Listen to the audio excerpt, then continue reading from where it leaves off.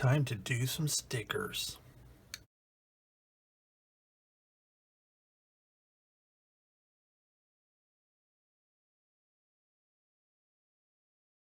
Hi, and welcome back to Plastic Models by a Regular Dude and part number 4 of the Airfix 1/72nd scale P-51D Mustang. Alright, quick wrap up. At the end of part 3, I had finished all of the primary paint work. There's still some detail stuff to do, like the machine guns, and I still have the clear lenses for the landing lights to glue on. There's some minor assembly things to do, but first what I'm going to do is the decals. So I'm going to apply the decals, and then I can do a clear coat and then move on to final assembly and any weathering I might decide to do. So real quick, I'll just talk about, and I'll demonstrate with 1 or 2 decals. I'll talk a little bit about what I'm going to do with the decals, how I apply them, what I use, and all that kind of stuff.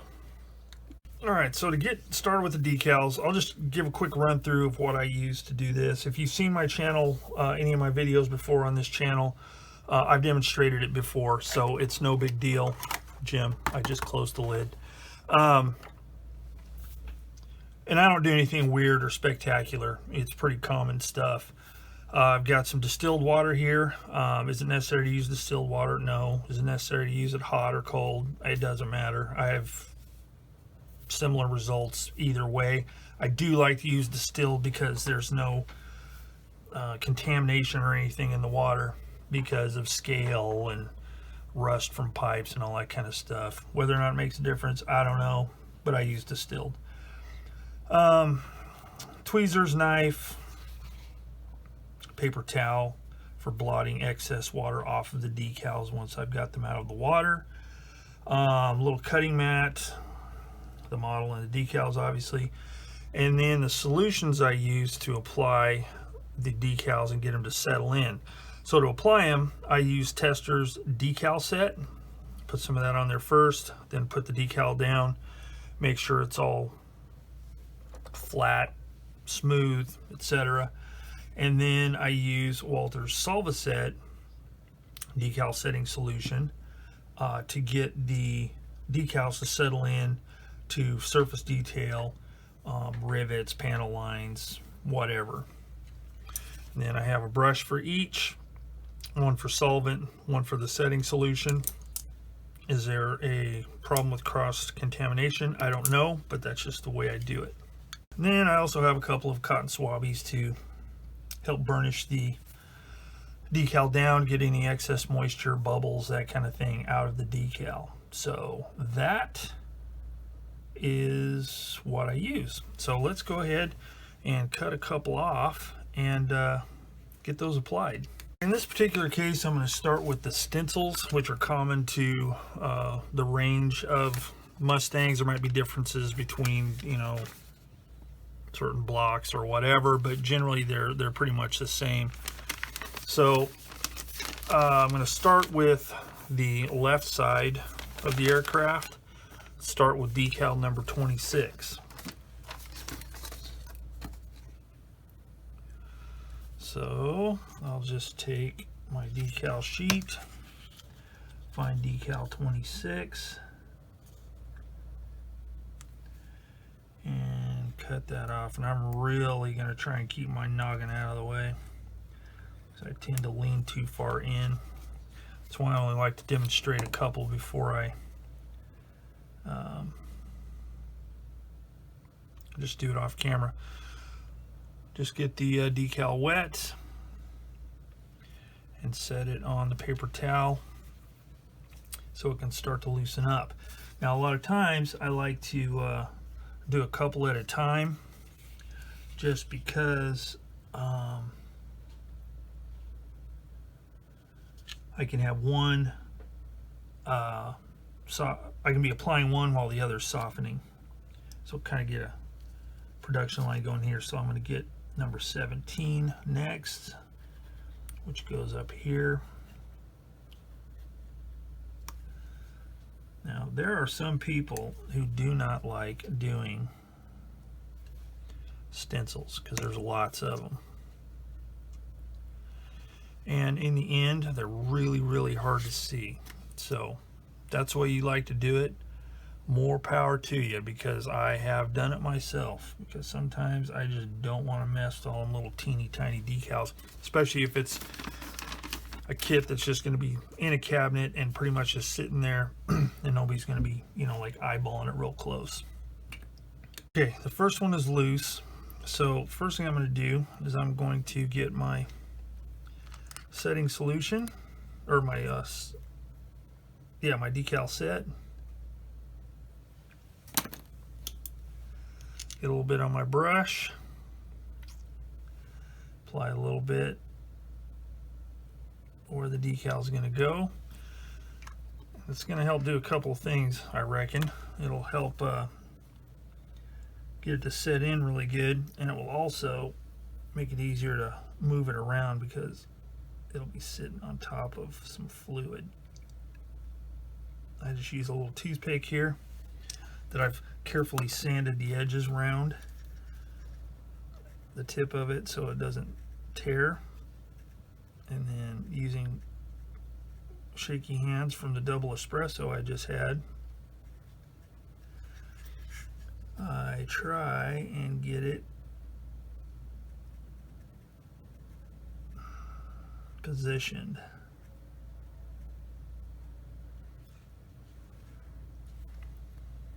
And using a Q-tip, I'm just going to make sure it's like firmly settled in there and that everything's pushed out from underneath. Now it looks pretty good. I just knocked it crooked. Let's see if I can straighten. There we go. All right, just like that. So I'm going to go ahead and put the other decal on. Hopefully. Same thing.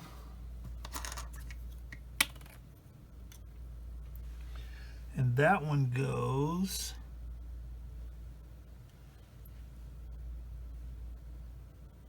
right there.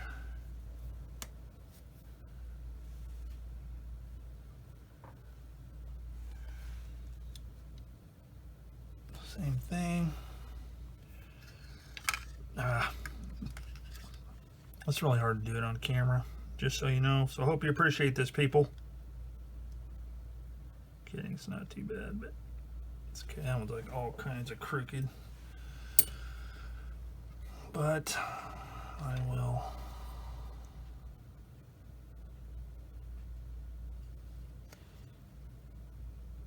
try and do this on camera with my lights and everything. It's kind of rough, but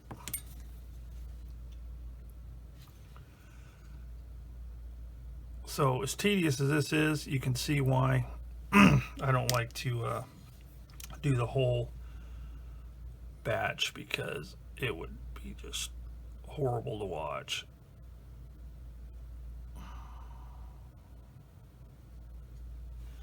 Okay, that looks pretty good. Sorry, I'm getting out of camera or out of frame here, but I'm trying to make sure that it's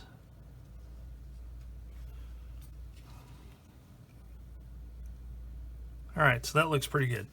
So then once I do that, I use the Solve Set.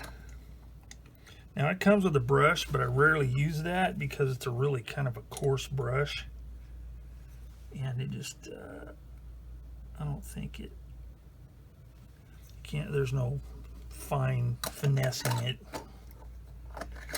Put a little bit of that on there and let it sit, and do not touch it, because if you do, you risk mangling your decals. So I'm going to continue on with the stencils. Once I get all the stencils done, then I'll come back and we'll take a look. All right, so here you can see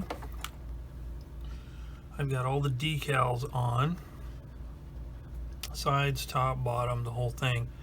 And I have put, I think, my last bit of Solve Set on here, just to get a few things to snuggle down just a little bit better. These Cartograph decals are awesome. They settled in really well. Just using the method I described earlier with the testers.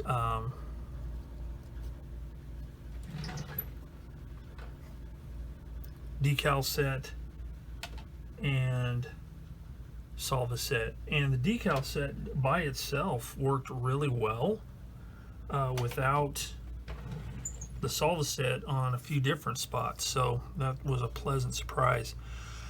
So the next thing I need to do is I'm definitely going to be spraying the prop blades with a flat clear just to knock down the sheen of the decals.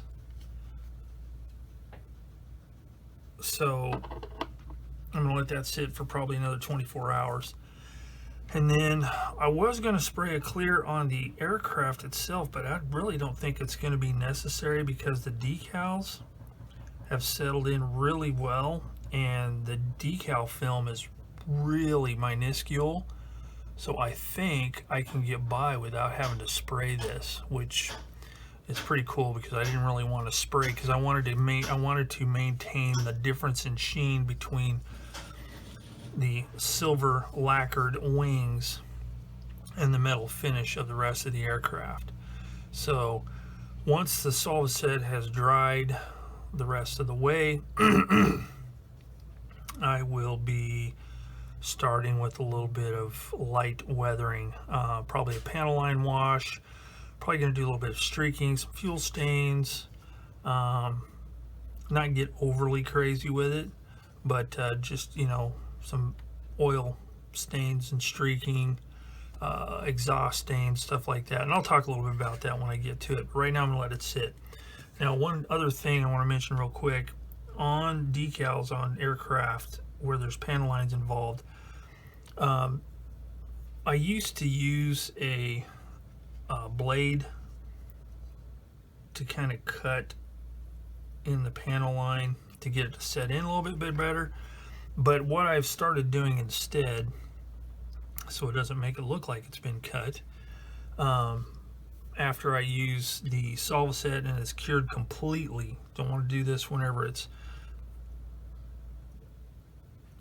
any kind of wet, I have this right here, which is from a small little portable drafting set, or not a drafting set, like a scriber cutter set.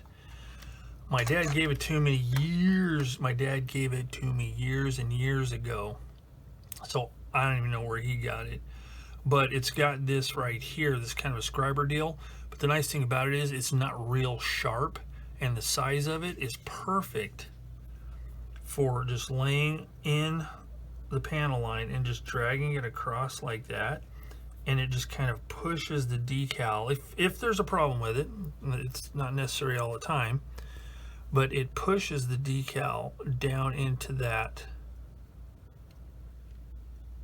panel line.